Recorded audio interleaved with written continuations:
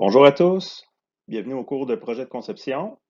Cette semaine, au chapitre 3, nous allons parler de comment optimiser votre conception. Donc, on a une semaine très chargée en théorie, donc une vidéo qui contient beaucoup d'informations. Donc, ça va t'apprendre là, je dirais à la petite cuillère, donc une chose à la fois. Moi, je vais vous débouler ça assez vite, mais vous allez pouvoir réécouter le vidéo puis vous attarder sur les sections plus importantes qui vous intéressent. Donc, ce qu'on va faire cette semaine, c'est que je vais vous donner des trucs pour optimiser votre conception dans votre projet. Donc, améliorer la conception de votre projet. Donc, j'ai divisé ça en 5 sujets importants pour optimiser sa conception puis être sûr de réaliser un bon projet. Donc, premièrement, au niveau des calculs de résistance ou de simulation, on va avoir un objectif premier qui est de dimensionner toutes les membrures de la structure ou de notre mécanisme. Donc, on va essayer d'optimiser les dimensions. Ensuite, on va optimiser la conception des pièces soudées, usinées ou autres moyens de fabrication dans le but de faciliter la fabrication ou de diminuer les coûts de production. Ensuite, on va optimiser la conception pour améliorer l'ergonomie ou la sécurité des utilisateurs. On va utiliser des bons composants d'assemblage, donc on va voir différents types de quincaillerie, lesquels qui sont les meilleurs à utiliser dans quelle situation. Et finalement, nous allons faire la conception des assemblages pour faciliter le démontage et ou l'entretien des équipements. Premièrement, on va parler des calculs de résistance ou de simulation euh, pour bien dimensionner les membrures de notre structure ou de notre mécanisme. Premièrement, on va cibler les parties les plus importantes de notre mécanisme ou de notre structure. Donc, il y a toujours des membrures qui sont plus critiques, qui vont supporter plus de charges, qui vont travailler en torsion ou en porte-à-faux. Donc, c'est des choses qu'il faut cibler au départ, puis s'attarder pour calculer les forces qui vont être appuyées sur ces mécanismes-là ou sur ces membrures-là. Donc, pour ça, une fois qu'on aura trouvé les membrures intéressantes, on va faire des calculs de statique dans le but de trouver les forces qui sont appliquées. Et ensuite, on va pouvoir tracer les diagrammes du corps libre, donc faire des schémas qui vont nous permettre de trouver toutes les forces, toutes les inconnues de notre système. Par la suite, les efforts tranchants et les moments fléchissants, c'est l'étape qui va nous servir à trouver les contraintes qui vont s'appliquer en flexion ou en cisaillement dans nos membrures. Donc ça, dans le Machine Handbook, on a plusieurs modèles qui existent, qui sont appuyés sur c'est-à-dire qui sont des forces appuyées sur des membrures en flexion. Donc, différents modèles qui existent, ça peut vous aider à trouver des modèles semblables. Ou encore, vous pourrez faire de la simulation sur SolidWorks, qui nous permet aussi de trouver ces choses-là. Mais avec SolidWorks, il faut toujours être prudent.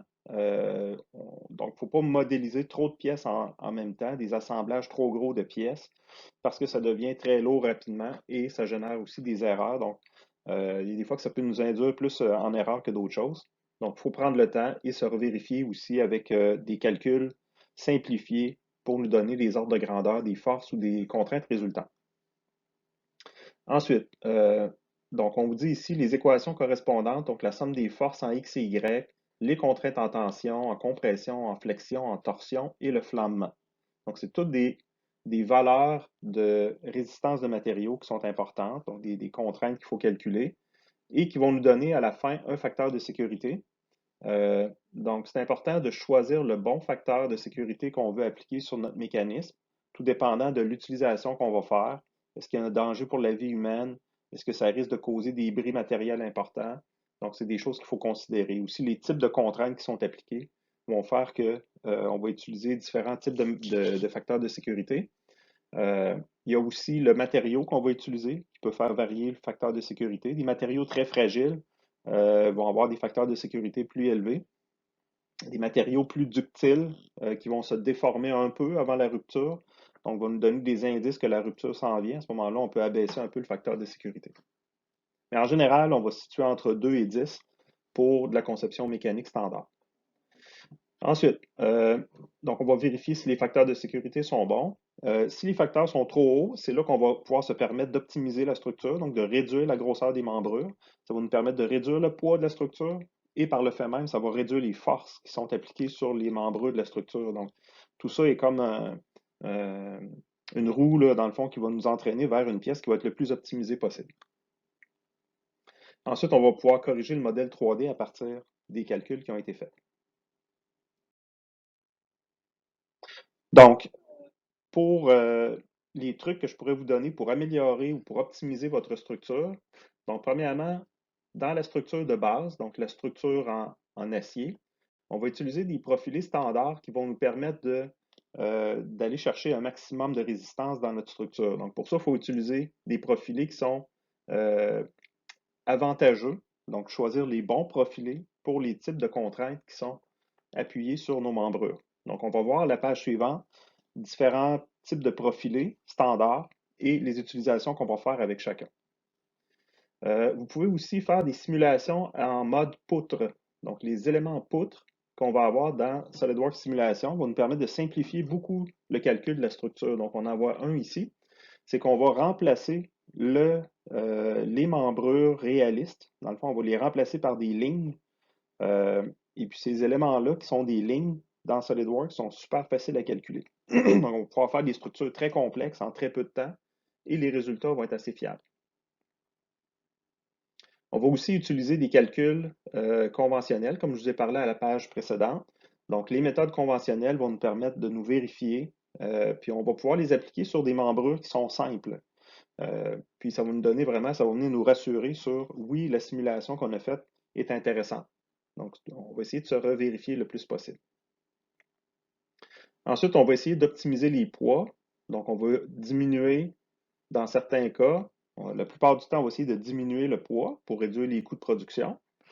Mais on peut aussi vouloir augmenter le poids. Donc, ça pourrait arriver dans certaines situations, un peu comme on avait à la session passée dans le cours de conception de gabarit, où je vous disais, c'est pas grave si la structure est lourde, parce que ça va nous donner une masse qui vient solidifier, donner de la rigidité, qui va absorber les vibrations pour l'usinage. Okay? Donc, il y a des fois que c'est important. Vous allez avoir des grosses machines, comme par exemple dans les pâtes et papiers, ou dans les alumineries où on a des grosses machines qui vont former du matériel, qui vont tourner à grande vitesse, etc. Donc, le fait d'avoir une grosse masse pour ces machines-là, c'est un avantage parce que justement, ça va absorber les vibrations. Ensuite, on va essayer d'augmenter la rigidité des composants. Puis pour ça, on va utiliser toutes sortes de stratégies pour augmenter la rigidité des composants. La plupart du temps, on va rajouter des renforts. Donc, les renforts, c'est comme on voit dans l'exemple ici, c'est souvent juste des petites plaques qu'on va venir souder dans des endroits stratégiques avec des formes qui vont venir donner de la rigidité à notre structure. Donc, ça n'augmente pas beaucoup le poids, ça va augmenter beaucoup la rigidité d'une structure. Ensuite, pour les joints en rotation, donc ça ici, ça va être important de calculer le cisaillement qu'il va y avoir dans les pivots. Donc, souvent, les éléments qui sont en problème dans une structure qui a subi une défaillance, souvent, c'est du cisaillement qu'on va retrouver dans des pivots, dans des axes d'assemblage, ces choses-là. Donc, on en voit ici un exemple où il y a de la force de cisaillement qui va s'appliquer. Donc, il ne faut pas oublier qu'il peut y avoir plusieurs plans de cisaillement sur un pivot. Donc, il faut en tenir compte dans nos calculs. Aussi, dans les joints en rotation, on va essayer de diminuer la friction le plus possible. Donc, pour ça, il faudra utiliser des composants comme des coussinets en bronze, coussinets en nylon. On va essayer de trouver le bon graissage qui va s'appliquer sur nos pièces, tout dépendant du type de pièce, des températures, des vitesses de rotation, des forces, etc. Donc, il y a vraiment une science du graissage qui existe, qui est très importante. On va aussi rajouter des éléments de graissage. Donc, les éléments de graissage, on en voit un ici. C'est comme un petit bouchon, dans le fond, sur lequel on peut venir brancher, je dirais, un pistolet de graissage, là, ou en anglais, on appelle ça un grease gun. Donc, on est capable de venir insérer de la graisse dans des joints, dans des endroits spécifiques où ça prend du graissage. Et puis, à l'intérieur de ça, ce qui est important aussi, c'est qu'il y a des trous percés. Il y a des rainures qui sont laissées, qui sont faites à des endroits qui vont nous permettre, qui permettent à la graisse de se distribuer un peu partout. Euh, Aussi, les éléments de fixation. Donc, tout ce qui est boulon, goupilles, etc. Donc, on peut utiliser soit des calculs standards pour vérifier, dans le fond, la résistance de ces pièces-là, ou on peut utiliser les simulations SolidWorks qui nous permettent de calculer aussi la résistance des boulons. Donc, si vous avez un boulon comme celui que j'ai ici, le boulon, normalement, il va subir une tension, dans le fond. J'ai dessiné ma flèche sur le mauvais bord. Donc, ici, il va subir une tension comme ça. Donc le boulon, il va devoir avoir un préserrage. OK? C'est une force qui est quand même assez importante dans le boulon, le préserrage. Vous allez en parler plus en détail dans le cours de simulation. Euh, mais à ce niveau-là, ça va être important de choisir vraiment les bons boulons qui vont faire le travail de façon intéressante. Donc, on ne va pas se retrouver avec des boulons qui vont se rupturer éventuellement dans la structure. Ensuite, nous allons parler des différents profilés standards et des fonctions ou les types de résistance qui sont intéressantes pour chacune de ces sections-là. Donc, le premier, c'est la poutre en W qui va nous servir surtout pour faire des colonnes. Donc, c'est une poutre qui est très bonne en compression, qui va résister beaucoup à du flambement. Donc, comme je vous dis, là, qui est utilisée aussi en flexion. Donc, c'est une poutre là, qui est vraiment bonne dans toutes sortes de choses. Tout dépendant de sa hauteur par rapport à sa largeur, ça va être utilisé de différentes façons. Donc, une poutre qui a une forme plutôt carrée va bien résister à de la compression. Donc, on va s'en servir pour faire des colonnes. Et si la poutre est très élancée, un peu comme celle-là ici, eh bien, on va avoir une poutre qui est très bonne en flexion. Donc, il va servir plus pour faire des poutres. Donc, la poutre W est plus versatile. La poutre en S, elle va avoir des pentes ici, de chaque côté, à 9 degrés. Donc, le fait qu'il y ait des petites pentes comme ça va nous permettre d'avoir une très bonne masse de chaque côté, en haut et en bas de la poutre. Donc, ça va augmenter le moment d'inertie de la poutre, ce qui fait que ça va être très résistant en flexion. Donc, la flexion va nous permettre de faire des poutres. Donc, souvent, c'est ce genre de structure-là qu'on va voir pour faire des poutres dans les structures d'acier. Ensuite, la poutre en C, c'est la même chose qu'une poutre en S, mais coupée en deux sur le sens de la longueur. Donc, on va s'en servir souvent dans un assemblage où il va y avoir une symétrie. Donc, on va avoir une poutre en C d'un côté, une poutre en C de l'autre côté, et on va avoir une très bonne structure avec ça qui résiste à beaucoup de flexion. Ensuite, la poutre en L, ou encore le fer-angle, ou encore la cornière. C'est un type de membrure qui va nous servir dans plein de situations. Surtout utilisé en tension. OK? C'est pas très bon en flexion, pas très bon dans d'autres choses. C'est surtout utilisé en tension pour créer des éléments comme des contreventements, des raidisseurs, des choses comme ça. Et ça va servir aussi beaucoup d'éléments d'assemblage. Donc, on va se servir des cornières pour percer des trous puis mettre des boulons, donc faire des éléments d'assemblage qui vont nous permettre d'assembler des poutres ensemble, par exemple, des choses comme ça. Les poutres en T, soit en WT ou ST, c'est la même chose qu'une poutre en W ou une poutre en S, mais qu'on vient couper dans le sens de la hauteur. Donc, c'est une poutre qui va servir à toutes sortes de choses, un peu comme la cornière, un peu comme le fer-angle ici. Donc, qui n'est pas très résistant en flexion, mais qui est quand même bon dans toutes sortes de choses. Ensuite, les tuyaux ronds. Vous avez trois sortes de tuyaux ronds différents. Vous allez avoir du tuyau pour l'eau, qu'on appelle les pipes, donc les tuyaux. Le tuyau pour l'eau, il est testé en pression intérieure. Donc, la précision du tuyau n'est pas super bonne et puis sa résistance mécanique n'est pas nécessairement testée. Donc, on va se servir du pipe ou du tuyau pour l'eau. On va s'en servir pour des structures qui n'ont pas besoin de beaucoup de résistance. Comme ça, on ne prend pas de chance avec la qualité du tuyau en tant que tel. Mais pour la tuyauterie, c'est sûr que là, ça prend ce type de tuyau-là. Il y a plusieurs épaisseurs et les épaisseurs sont identifiées avec des cédules. Donc, souvent, on va avoir du cédule 40 qui est le standard. On a du cédule 80 qui est un peu plus fort, etc. Donc, ça s'en va en grandissant jusqu'à 180, je pense. Donc, plus le cédule est gros, plus l'épaisseur est importante sur notre tuyau. Vous allez aussi avoir le tuyau HSS, qui est un tuyau pour la structure.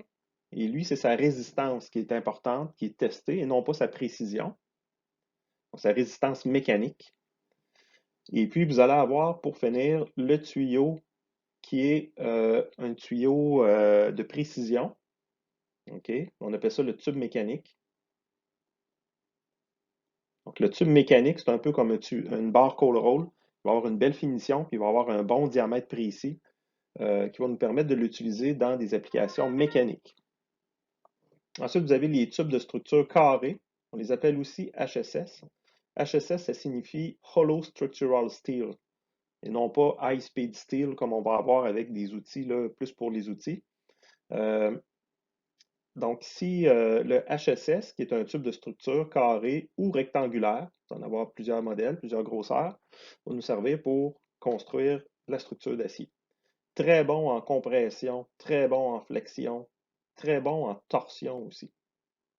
C'est vrai, j'ai oublié de dire pour les sections rondes, même principe, vous allez avoir un tube qui est bon dans plusieurs choses ici, surtout la torsion. Okay, donc, ça résiste extrêmement bien lorsque c'est rond. Ça résiste très, très bien à de la torsion.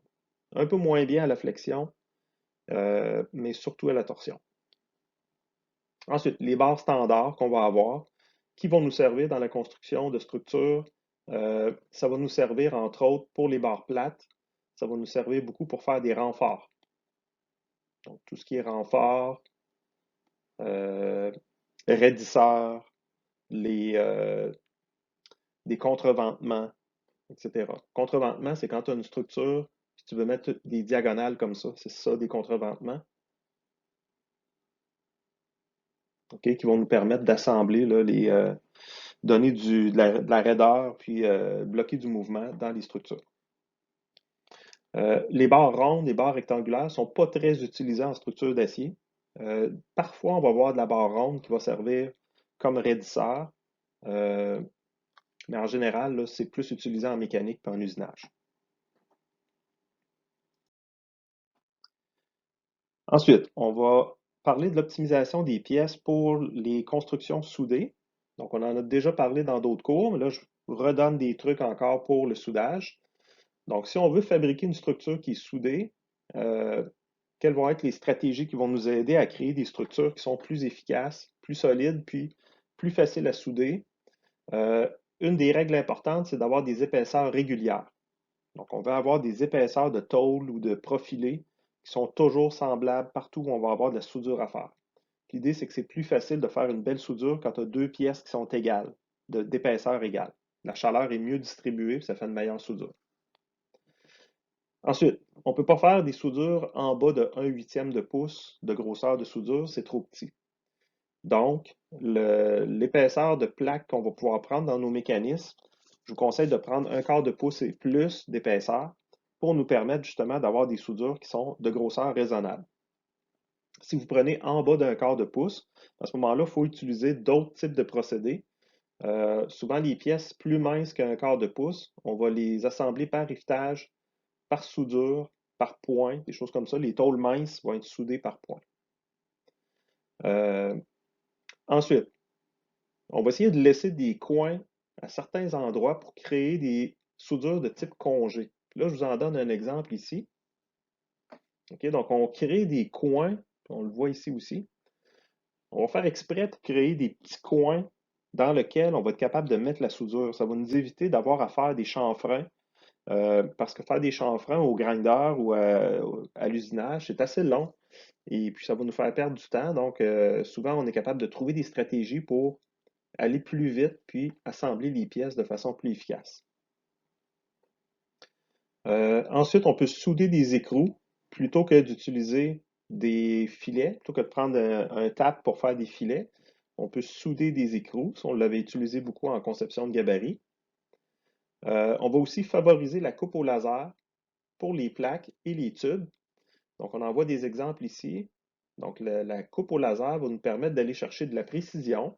Je vais être capable de pré-percer les trous. Donc, on en voit ici des plaques qui ont des trous déjà préparés, coupés au laser. Donc, ça me donne un positionnement des trous qui est très précis, puis aussi un diamètre qui est quand même assez précis. Pour certaines applications, ça va faire le travail.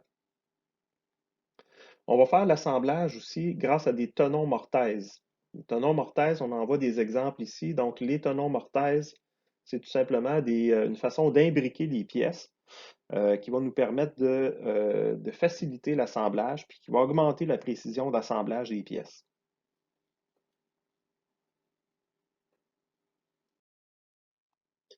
Ensuite, lorsqu'on a des pièces qui sont usinées, quels sont les trucs importants qu'on va faire pour optimiser notre fabrication usinée? Ben, c'est sûr que première chose, on va essayer d'en faire le moins possible. Donc, l'usinage, c'est un procédé qui coûte cher, des machines qui demandent des machines de précision, puis du personnel spécialisé.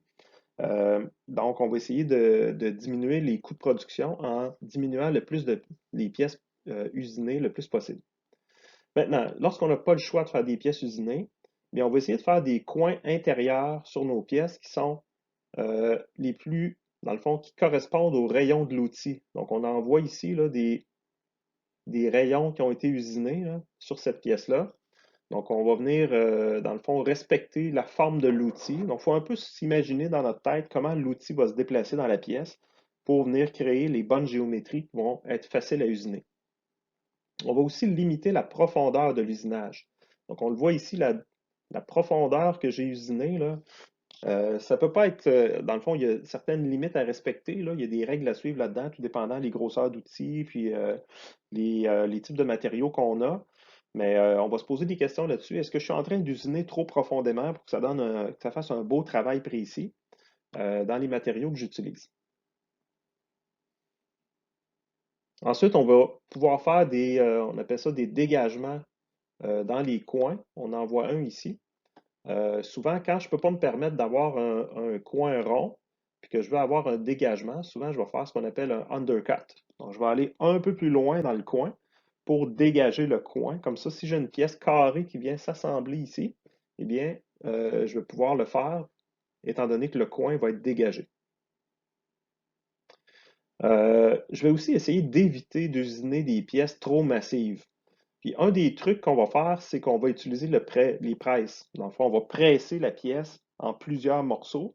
Ça va souvent m'éviter de faire beaucoup d'usinage. Donc, il y en a un exemple qui est ici, où on a tout simplement fait un usinage, dans le fond, un alésage à ce niveau-là qui a juste le bon diamètre de serrage, donc probablement dans les FN, euh, qui va me permettre d'avoir un assemblage à la presse qui va être très serré, qui va être pratiquement comme si j'avais soudé les pièces ensemble. OK? Donc, ça me permet d'éviter d'avoir à usiner sur toute la longueur une grosse bûche de métal. Dans le fond, je vais juste faire un alésage ici, puis je vais assembler une portion juste à cette extrémité-là qui va être pressée en place. Ensuite, on va essayer de bien planifier les perçages pour les trous, pour les goupilles, les trous filetés, les trous de passage. Ça va être important ici de respecter ce qu'on a vu comme théorie en études de construction. Ce qu'on vous avait donné comme profondeur d'implantation pour de l'acier, c'était une fois le diamètre qu'on va percer. Et puis, pour l'acier, c'est une fois et demi le diamètre. OK? Dans le fond, ça, c'est les profondeurs d'implantation de la vis. Donc, on le voit ici sur le petit dessin. Dans le fond, c'est la profondeur de filetage que je vais mettre dans ma pièce, la profondeur que la vis va s'insérer.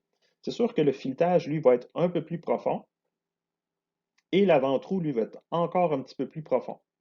Ce qui va faire que si je respecte ces règles-là, je vais avoir des trous normalement qui sont faciles à fabriquer.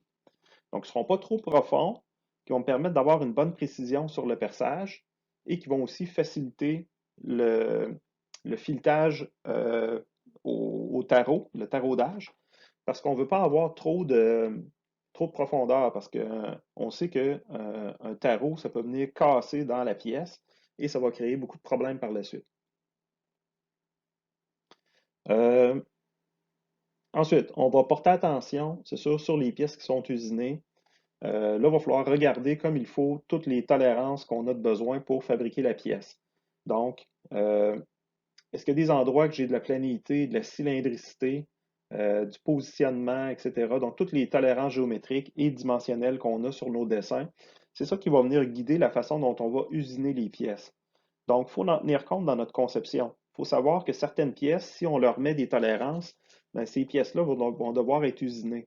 Donc, il faudra tenir compte de la forme de la pièce pour que ce soit facile à usiner dans ces endroits-là. Il faut savoir aussi qu'il y a si on prend des pièces brutes pour usiner des pièces, c'est pas nécessairement, les pièces brutes n'ont pas nécessairement des précisions parfaites. Donc, il faut parfois rajouter des surfaces usinées pour s'assurer d'avoir des bonnes planéités puis des bonnes perpendicularités sur les côtés des surfaces de référence. Donc, il ne faut pas oublier aussi dans notre conception de rajouter des tolérances sur les surfaces de référence, comme des planéités, par exemple. Et on va essayer aussi d'économiser sur les coûts de production en essayant d'éviter l'usinage qu'on appelle esthétique. Donc, ce n'est pas vrai qu'en usinant une pièce sur tous les côtés que ça va donner un meilleur résultat. OK? Donc, on va essayer d'avoir de l'usinage uniquement aux endroits où il y a de la précision qui est nécessaire. Comme ça va nous faire sauver beaucoup sur les coûts de production.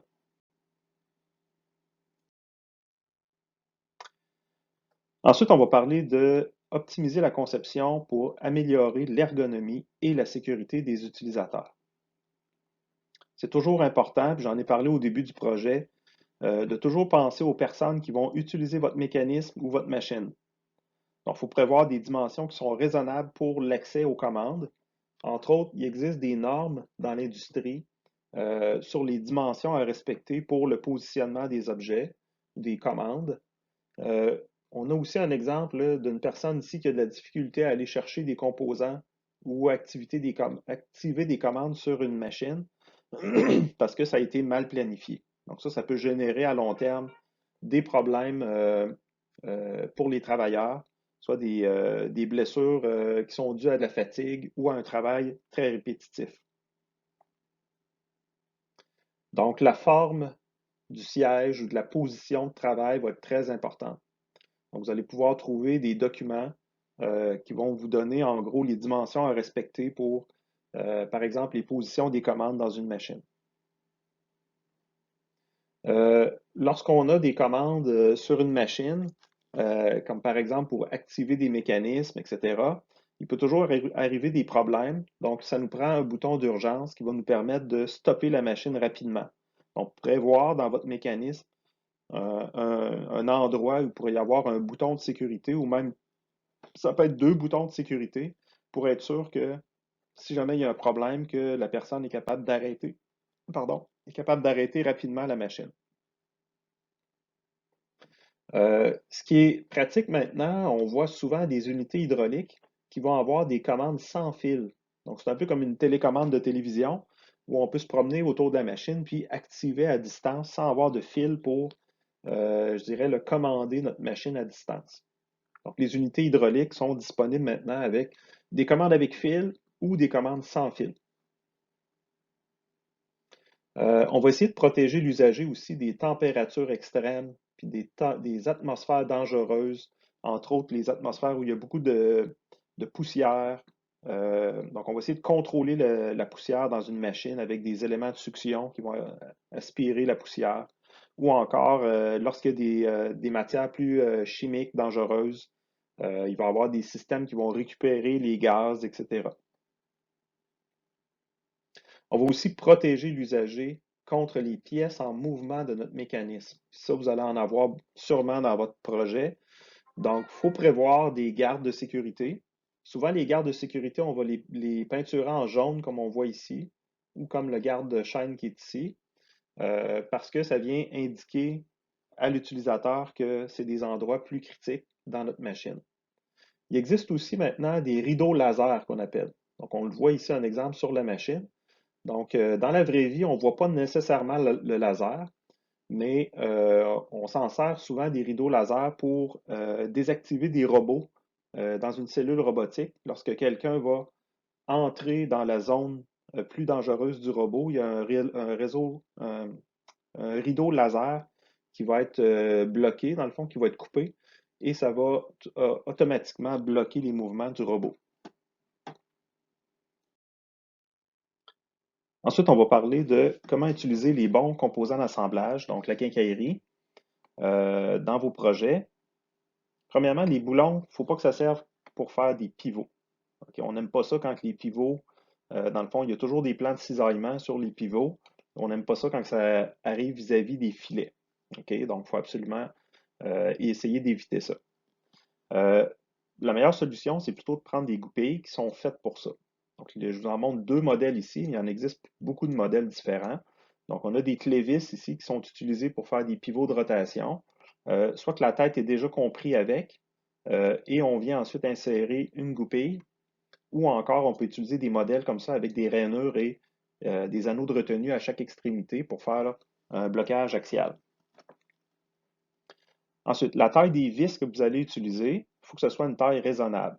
Et là, je ne vous demande pas nécessairement de faire les calculs pour tous les boulons de votre assemblage, mais au moins, sachez que c'est quelque chose que je vais vérifier dans le projet et je m'attends à ce que vous mettiez des boulons qui ont des grosseurs raisonnables pour les applications. Ensuite, on va utiliser des rondelles. Les rondelles, c'est important. Donc, ça sert à protéger, entre autres, la peinture. Ça sert à répartir la charge du boulon aussi sur une plus grande surface. Donc, ça va moins briser la structure lorsqu'on va venir serrer des pièces ensemble. Donc, ça va être quand même important d'utiliser des rondelles aux endroits stratégiques. Ce qu'on peut faire aussi, c'est utiliser des boulons qui ont des têtes avec des épaulements. Ça n'enlève pas complètement l'utilité d'une rondelle si on a ça, mais ça peut nous permettre de l'éliminer dans des applications où il y a moins de forces qui sont en cause. Donc, je vais vous énumérer un peu les boulons que moi j'aime beaucoup utiliser dans des mécanismes pour plusieurs raisons. Donc, premièrement, le meilleur boulon qu'on peut utiliser dans un assemblage, c'est une vis à 12 pointes. OK? Donc, on appelle ça en anglais des 12 points. C'est des vis, comme on voit ici, qui permettent de transmettre la force de serrage de façon vraiment très efficace. Donc, c'est meilleur qu'une vis à 6 pancreux, c'est meilleur qu'une vis à 6 côtés hexagonales. Donc, la force de torsion sur le boulon est vraiment bien répartie. C'est des boulons qui sont faits avec des aciers très résistants aussi. Donc, c'est vraiment des bons boulons. Ensuite, si vous avez une application moins importante, vous ne voulez pas mettre autant d'argent sur les boulons, parce que c'est quand même très cher ces types de boulons-là, vous pouvez essayer les vis à tête hexagonale avec épaulement. Donc ici, l'épaulement est quand même important. On en a un exemple là. Donc l'épaulement, il va servir à répartir la charge sur la structure, mais il va aussi vous donner un avantage au niveau de l'assemblage. Parce que si vous avez déjà essayé de travailler sur de la mécanique avec des boulons hexagonaux standards, lorsque j'utilise un outil, l'outil, il ne vient pas s'appuyer sur la tête du boulon. Il va passer au travers. OK? Et puis, plus la vis elle va être dévissée, ça, il faudrait que vous fassiez l'expérience, plus je vais dévisser mon boulon, plus la douille va rentrer dans le boulon. Donc, éventuellement, ça ne fonctionnera pas. OK? Ça va créer des problèmes d'assemblage. Donc, ça va être plus long à assembler sur les lignes de montage. C'est plus long utiliser des boulons standards que des boulons avec des épaulements comme ça. Donc, partout dans la mécanique, que ce soit bon, des motos, des skidoo, des moteurs d'auto, peu importe, vous allez toujours avoir, ou presque toujours avoir, des boulons qui ont des épaulements comme ça. Pourquoi? Parce que ça facilite l'assemblage. Ensuite, un troisième type de vis que vous pouvez utiliser, qui est quand même très bon, c'est les vis à tête cylindrique 6 pans creux. Puis eux, ils ont l'avantage qu'on peut venir vraiment, ils sont très compacts, on peut venir cacher la tête du boulon facilement en faisant des chambrages dans la structure ou dans les pièces mécaniques. Les matériaux qu'on va utiliser pour la quincaillerie, souvent, ça va être de l'acier grade 5, qui est un acier de qualité moyenne. Euh, Ça, c'est pour des applications standards. Donc, on va utiliser du grade 5. Si vous avez des boulons qui sont dans des milieux corrosifs, on va utiliser un fini qui est soit galvanisé, même pas, dans le fond, c'est pour une atmosphère ordinaire, on va utiliser un boulon de fini galvanisé.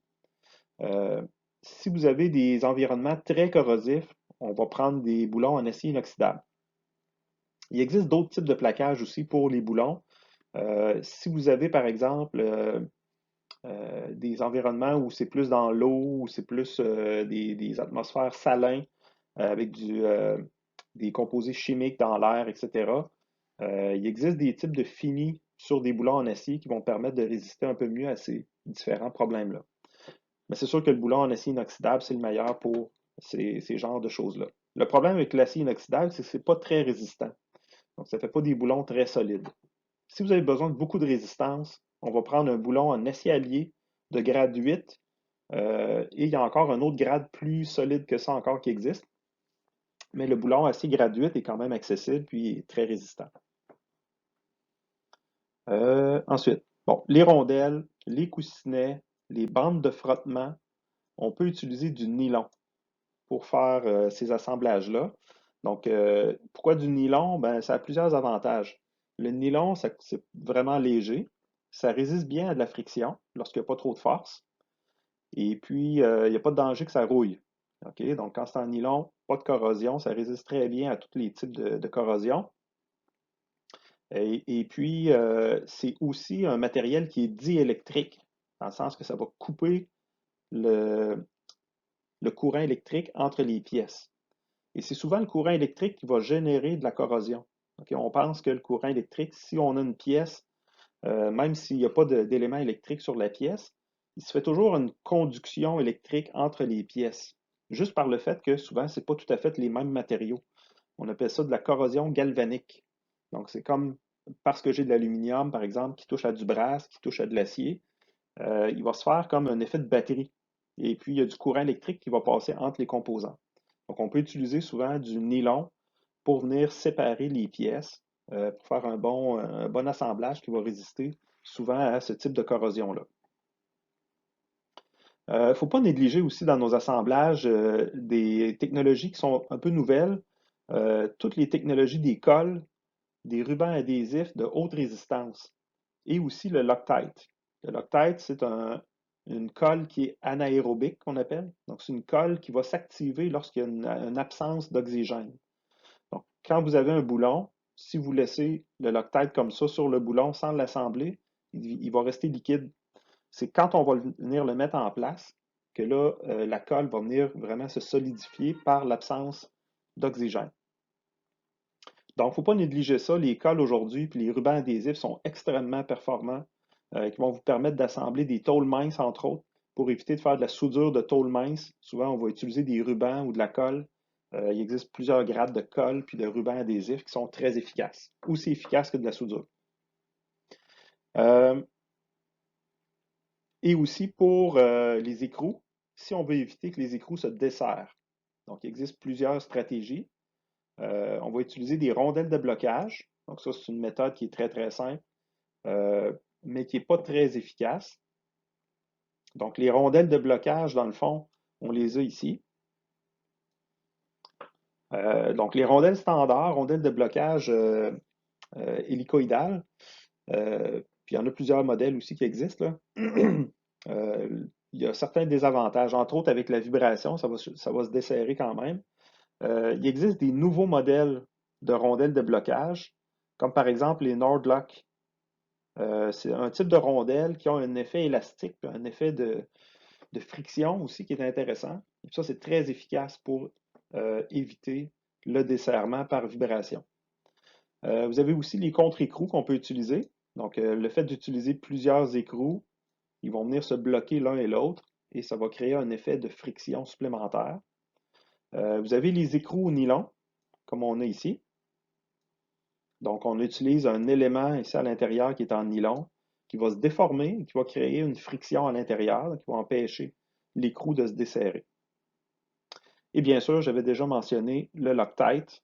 Donc, c'est une colle, tout simplement, qui va venir créer un effet là, de friction à l'intérieur de la vis ou de l'écrou, et puis qui va nous permettre d'éviter que ça se desserre. Sachez qu'il y a plusieurs sortes de Loctite pour différentes forces de résistance. Moi, j'aime bien utiliser le bleu quand c'est quelque chose que je veux éventuellement être capable de démonter. Mais si c'est quelque chose que je vais installer en place puis je veux que plus jamais ça se dévisse, c'est du Loctite rouge qu'on va prendre, qui lui est vraiment résistant. Donc, il faut faire attention, le Loctite rouge, c'est tellement collant, tellement résistant que les filets vont arracher quand vous allez démonter tout ça, donc c'est indémontable.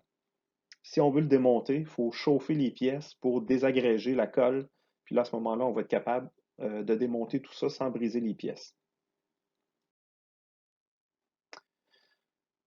Ensuite, on va finaliser la conception des assemblages pour faciliter le démontage et l'entretien des équipements.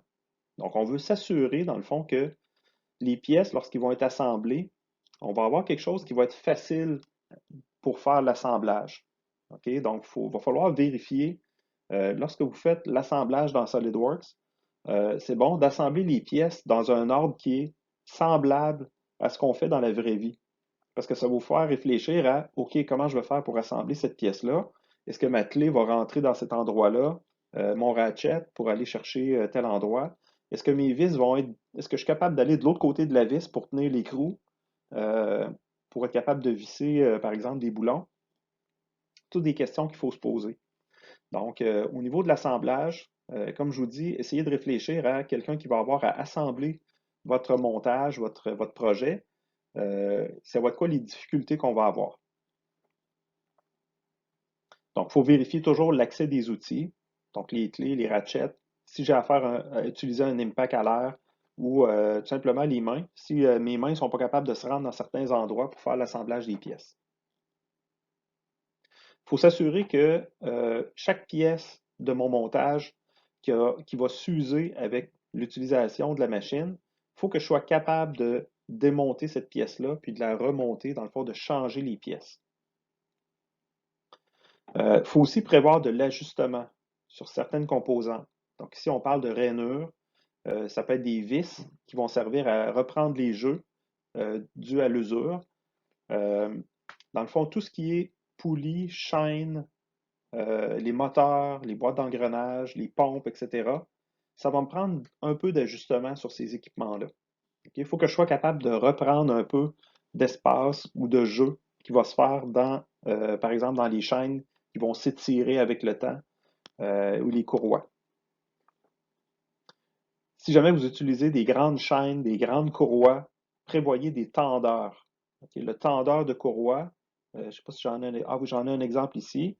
Donc, les tendeurs de courroie, dans le fond, sont vraiment utiles lorsqu'on a des grandes chaînes ou des grandes courroies parce que ça va demander trop d'ajustement.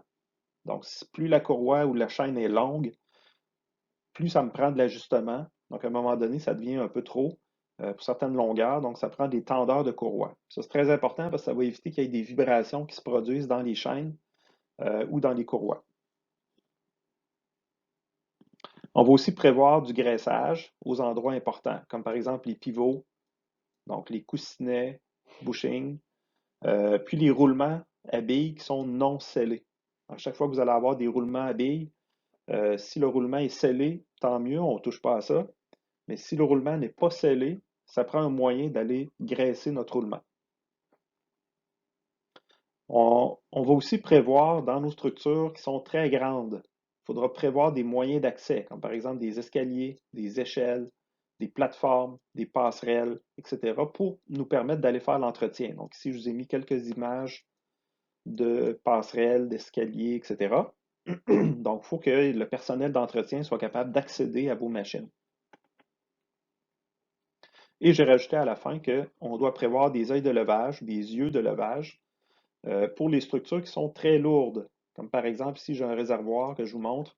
Euh, donc, un réservoir qui pèse 2 tonnes, supposons, mais il faut que je prévoie des œils de levage pour être capable de le déplacer, puis soit venir l'installer en place ou le déplacer par la suite. Donc, en conclusion, tous les différents points qu'on a vus dans cette vidéo sont en fait des points importants à tenir compte dans votre projet. Donc, je tenais à détailler le mieux possible toutes les choses importantes que vous devez faire attention lorsque vous faites la conception de votre projet. J'ai essayé de les séparer en différentes sections où on va parler plus, par exemple, de faciliter l'usinage, faciliter la soudure, utiliser les bons composants d'assemblage, faire attention à l'utilisateur, à la sécurité, à la finition des pièces, etc. Donc, c'est toutes des notions que vous devez appliquer lorsque vous faites de la conception mécanique.